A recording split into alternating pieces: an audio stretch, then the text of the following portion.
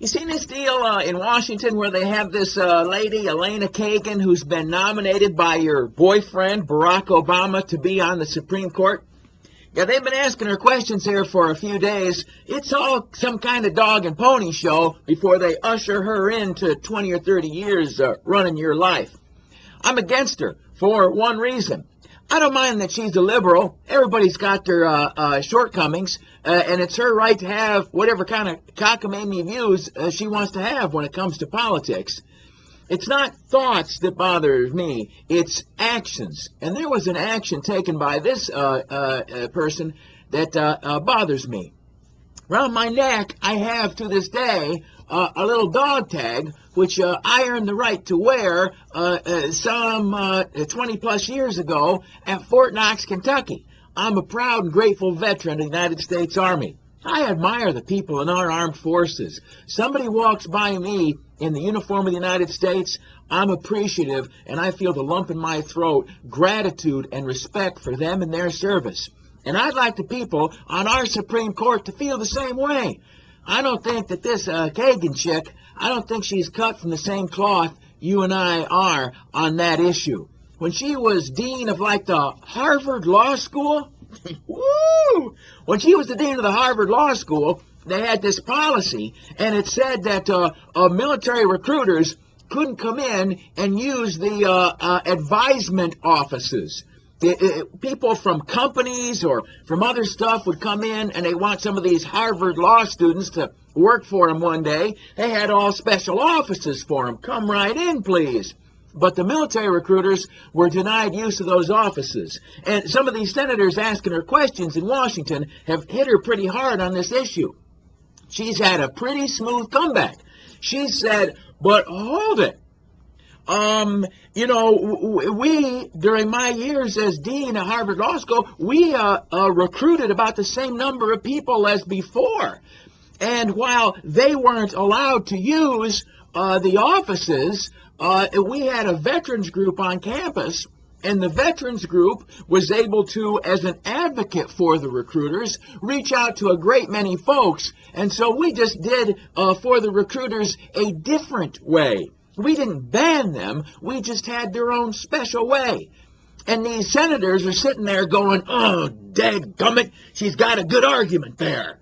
And on the evening news, of course, they're all a bunch of commie-libs right from the jump, but on the evening news, they're saying, Supreme Court nominee Elena Kagan, she really showed those senators. She said, hey, it was fine. They had their own special place. They recruited as many as they would have otherwise.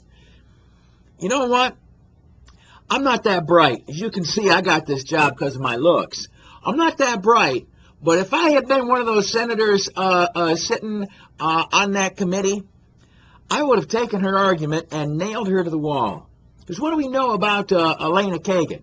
Well, she was at that law school, and she worked for Clinton, and she works now for Obama, and she was, back when she was young, a clerk for a Supreme Court Justice Thurgood Marshall. Well, what do we know about Thurgood Marshall? He was, of course, the national legal director for the NAACP before coming up on the Supreme Court. What do we know about his work as the national legal director of the NAACP? Well, he was the person who argued before the Supreme Court the historic Brown versus the Board of Education case. That was a Board of Education of Topeka, Kansas, in case it never comes up on the SAT. And what do we know about Brown v. Board of Education? If you got through the 8th grade, you know the answer to this question, because they were pounding it in your head. Brown v. Board of Education told us that separate is inherently unequal.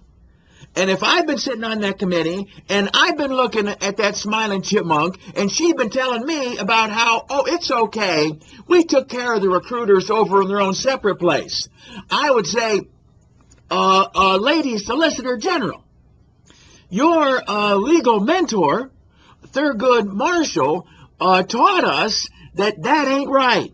Separate is inherently unequal, I believe is the phrase from Brown versus the Board of Education.